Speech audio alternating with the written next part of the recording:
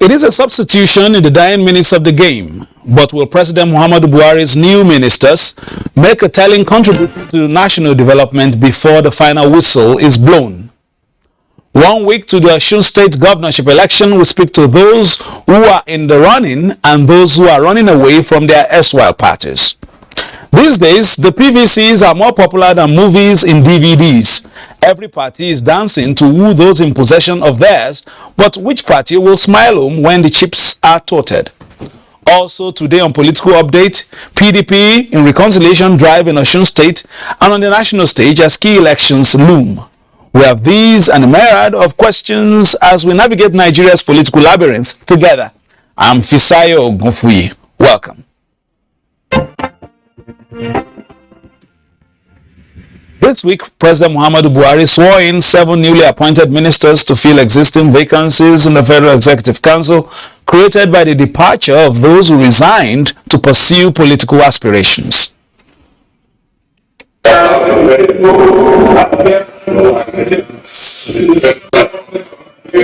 Those sworn in to continue the lofty objectives of the Buhari administration include Iko Henry Ikechukwu from Abia State, Minister of State, Science and Technology, Okon Umana, Akwa Ibom State, Minister of Niger Delta Affairs, Udum Udi, River State, Minister of State for Environment, and Ademola Adewole Adegoroye, Minister of State for Transportation. Others were Umar Ibrahim Eliakub Kano, Minister of State, Works and Housing, Goodluck Nana Opia, Imo State, Minister of State for Education, and Ekuma Nkama, Joseph Nkama, Ebonyi State, Minister of State for Health. Meanwhile, following a minor cabinet reshuffle, Senator Adeleke Mamora becomes the substantive Minister of Science and Technology, Muazu Jaji Sambu, Minister of Transportation, while Sharon Ikiazu and Bimisola Saraki have been redeployed to the Ministries of Niger Delta Affairs as well as Mines and Steel Development, respectively, as Ministers of State. President Muhammadu Buhari, who congratulated the new ministers, tasked them to consider their appointments as a call to duty as well as an obligation to serve the nation diligently. The new ministers, he said, are coming on board with new energies, ideas, experiences, and vigor to join the existing team to not only escalate but accelerate the administration's efforts at securing the nation, diversifying the economy, and fighting corruption. I charge you to work with common objectives of leaving indelible legacies for Nigerians and ending strongly with verifiable accomplishments. You must resist bad counsel, resist temptation, and be circumspect in your utterances and conduct. You must totally eschew corruption and be above board, because if caught, there will be no sacred cows. President Buhari said, although a lot has been achieved by his administration since coming to power, there is still much more to be done for Nigeria, even as the nation prepares for the 2023 elections. I am certain that you all recognize that time is of the essence as you assume office as Minister of the Federal Republic of Nigeria. I expect you to carefully study your sectors, take wise counsel, reach out to key stakeholders, consult and collaborate with all our cabinet colleagues, and focus on driving key programs already initiated by this administration. Above all, be loyal to your president and your country. The secretary to the governor of the Federation, Boss Mustafa, will in the coming days communicate to the new ministers their appropriate ministerial mandates so that the business of governance would not experience delays or setbacks. To election matters now, the APC Osun Campaign Council seems to be in the final phase of its campaigns to woo Osun voters to give Governor Gboyega Oyetola another 4-year tenancy of Government House Osogbo. The Campaign Council was at the State House, Abuja. President Muhammadu Buhari presents the flag of the party to the standard bearer and governor of Osun State, Gboyega Oyetola, when he received the APC campaign council on the Osun election.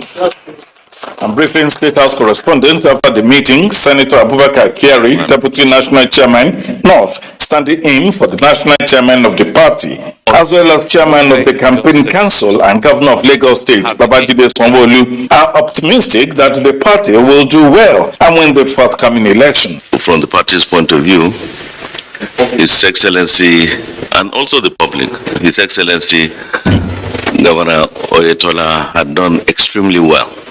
Way above expectation. Being to Osun State, we've seen that indeed we have a credible candidate to sell. We've had myself and Governor Ganduje and a few other governors fire me, a few ministers, we've been on campaign trail with them. And the turnouts of citizens at each of the campaign ground, not only testaments, you could see joy, happiness on their faces. There's no serious division, as it were, in APC in Osun. We have issues which is ordinarily, likely to happen in any party. We've done a lot of reconciliation. As I speak, a number of them have actually come back to join us, for this coming elections. So I believe we are together with them. And in addition to that, like was mentioned, no less than more than 10,000 the campaigns came from the other party. And we still have a lot of them that are supporting us. As for the question of performance, I believe by any standard, I've done very well to deserve a second term. The Osun election is scheduled for 16th of this month, and the incumbent governor, Gboyega Oyetola, is seeking for a second term in office. Osun State in just about a week will offer Nigeria the next installment of its election watch. The electorate, the umpire, security agencies, the parties and the candidates are counting down to D-Day with a mixed bag of optimism and anxiety. In parts of the state, they say if you dig a little, you would find gold, but nothing can be more valuable than the people's vote of confidence on the 16th of July. Joining us today from our Ibadan Network Center, but is stuck in traffic, so we'll join him via Zoom, is a member of the APC National Campaign Council and Chief Press Secretary to Governor Oyetola, Ismail Omikpidon. Thank you for joining us. The pleasure is mine. Good afternoon. All right, now the other parties say they are also coasting home to victory. Are you expressing the same level of confidence in your camp? Well, I think the election is for us to lose. How do I mean? In terms of performance, the governor and the candidate of the APC, Governor Gboyega Oyetola, has performed beyond expectation. And if I say beyond expectation, I mean exactly what I'm saying. When he came in 2018, not many people gave him a chance, especially because of the national economic downturn. A lot of people express worry if he will be able to even pay salaries, let alone do other work. But as I speak to you, it is about 3.5 years down the line. The governor has been paying salaries regularly, including pensions and gratuity. Apart from that, we have done a number of roads. At the last count, we have done close to over 500 roads. And what you think about the roads? If I may cut in a little, you also paid some pension this week. It looks as if the timing is suspicious. No, it's not suspicious. Actually, we make the releases every month after paying salaries. We release about 805 million naira on a monthly basis to settle pensions and gratuities. As I speak to you, Osun is among the 5 states that have been adjudged to be doing very, very well in terms of contributory pension. The report was released about a week ago or so. So it's not, there's nothing suspicious about it. As I was saying, the unique thing about the infrastructure we are doing is that the roads we are putting up are roads that have not been touched for close to 30, 40 years. If you are familiar with Osun, you can find out from people who are familiar with the place. Abuja Road was last touched about 33 years ago. I recall when we announced we were going to fix the road, a prominent lawyer, a former commissioner in the state, Awumalo SAN, called me and asked me if we were playing politics or we were serious about fixing the road. And I told him, sir, we are very, very serious about fixing the road. He was the one who told me that that road had been bad before he became commissioner in the state. And he was commissioner for justice and attorney general for Osun around 91, 92. And when he told me if we fix the road, he would personally lead a delegation being the Asiwaju of Igbajo land to thank Mr. Governor. And as I speak to you, that road is very, very motorable now. Yakoyo Igbomeji Road, again, that road too was last touched over 44 years ago. General Lani Akinrade retired, was the one who told us that. In fact, on the day we're inaugurating the road, he stated it publicly that when Baba Bisi Akande was in power, he tried to get him to fix the road, and Baba promised him that if he returned for the second term, he was going to fix the road. Unfortunately, Baba didn't get a second term. And that when the governor came in, the community came to him and said, look, since you are sufficiently close to this government too, why don't you approach the governor to fix the road? And he said, he told them that, there's no money. And so he was pleasantly surprised when we announced that we're going to fix the road. That also had been fixed. All right. It is on record. It is on record that Governor Oyetola is the first governor to take on 332 primary healthcare centers at a go. We have revitalized them, and as I speak to you, out of the 332, one per ward, we have fixed 320 of them. All right, let me go to the election matter proper. If we recall, the 2018 election that brought your principal to power was inconclusive and initially leading to the runoff, and then the acrimony which trailed the whole process. Will you be expecting a better show from the election management body this time around? So far, the election management body have shown that they are equal to the task. And to chip in on the issue of inconclusive election you raised, incidentally, I was the political editor of The Sun at the time. I led a team of 5 reporters to cover that election. Before the election, I predicted that it would be very difficult for any of the leading candidates, especially the PDP and the APC, to win at the first ballot. I went further to state very clearly that for any of the candidates to win that election, such a candidate must go into negotiation with the SDP candidate. I feel proud to say that was exactly what later transpired. Now, what made APC to struggle to win that election were very clear, because in the days, months, weeks leading to the election, some of us did a lot of analysis to extract some of the issues. And what are those issues? There were issue of salaries, there were issue of single uniform, there were issue of reclassification of schools, and a lot of them. And I beg both to say that today, all of those issues have been resolved by Mr. Governor. And so we don't expect inconclusive this time around. We expect a landslide victory against the opposition party. Okay, yeah, let's move on now. You seem to have taken one of my questions already. So let's say that some allegations, about the current government being hand in gloves with some Chinese companies whose mining practices have not been particularly above board. What is your reaction to this? Well, it is very unfortunate that some politicians, out of desperation, who make claims that are unverifiable.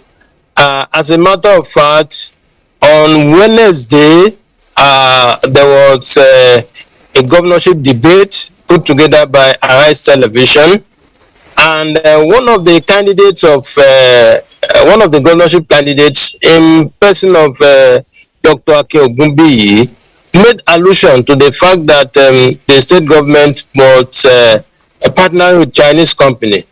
In fact, without waiting for, immediately I went on my social media handles to say that the claim was false, because the company, the only company we are partnering with, is a Canadian company, and Segilola, everybody know who owns Segilola. Now, unfortunately for us, there was a fact checker who carried out a quick fact check on the matter, and they put it to Dr. Akin Ogunbiyi in the presence of everyone there that what he said wasn't correct. They read out what came out of their investigation. So I was surprised that the next day, the governorship candidate will still make claim to the same matter. As a matter of fact, since the creation of the state, our government was the first government that will take deliberate steps to reform the mining sector. Those licenses were lying low until we came in. And as I speak to you, we are partnering with Badger Mines to come up with a good buying center.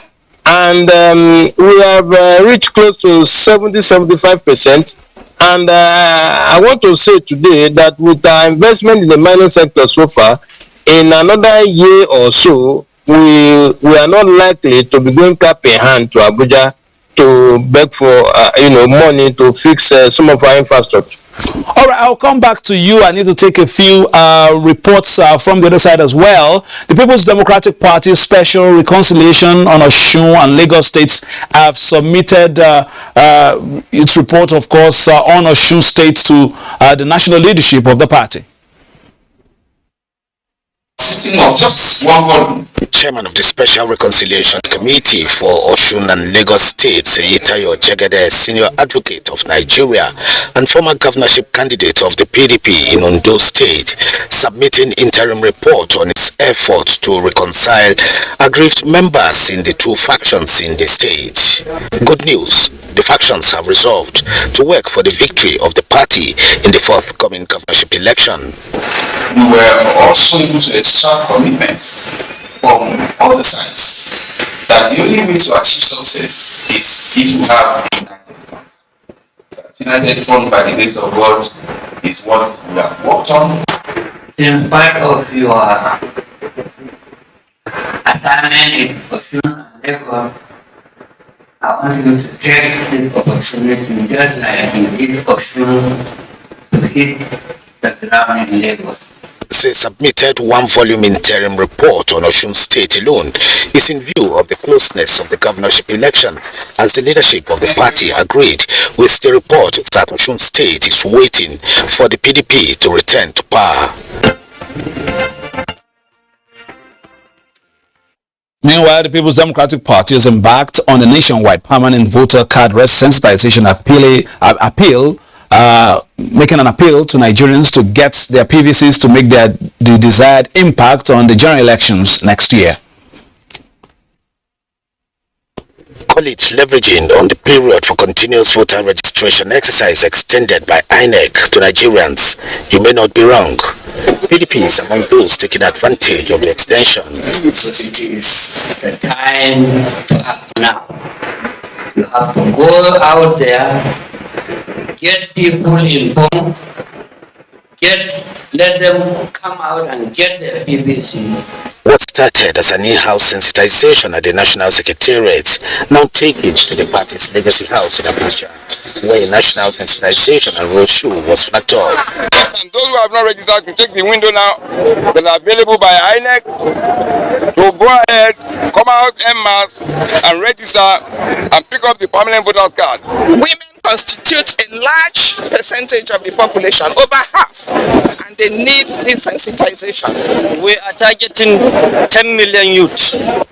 Every eligible Nigerian electorate has the constitutional right to decide who governs the country through the use of their votes at the polling units.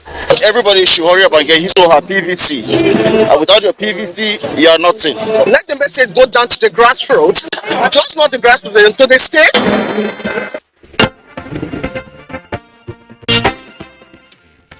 All right, Ishmael Omikwedan is still with us. Some political updates in his car out there in Ibadan on the way to the network center in Ibadan. But of course, I understand that the hold-up is so much, so we just got him through Zoom. Now, before I let you go, my final questions will be, first, yours is the incumbent government out there in Osun State, so it's also incumbent on you to ensure that there is peace and progress, especially during the voting and the election day itself. So what is the messaging like? Is it about using the fist or using the thumb? It's about using the thumb. As a matter of fact, since we started our campaign, today we'll be rounding up the local campaign rallies. We are going to the 30th local government area, if South to be specific, and in all the places we've been to, we have always preached the message of peace. However, let me say this, and this can also be verified. Some of our opponents appear not to be willing to heed our call. For instance, just yesterday, they had their rally in Ede. We were in Ede on last Saturday. We left there, we went there peacefully, we left there peacefully, there was no incident. Unfortunately, one of our party secretariat was attacked yesterday in Ede. In spite of that, we have restrained our supporters from reacting to the provocation. It will interest you to know that when the same candidate visited Abuja, the country home of Mr. Governor, they went there, campaigned, nobody touched them, nothing happened to them. They left there without any incident. And so we are surprised that they could do that to us. But in any case, if you know my principal very well, if you have met him before, you know that it's a very, very peaceful man. And that is why in government, it is the first time in the history of the state, no from either students or workers. And I think that is a reflection of the peaceful disposition of Mr. Governor. We'll do everything and anything possible to protect the enviable status of Osun being the most peaceful state in Nigeria before, during, and after the election. All right, many thanks to you, Ishmael Omikwedan, for coming on Political Update today. There's a lot of gold in your state, but I want to say that what is most valuable is peace and progress, and the people coming out to do that their duty on Saturday without any molestation. Thank you very much.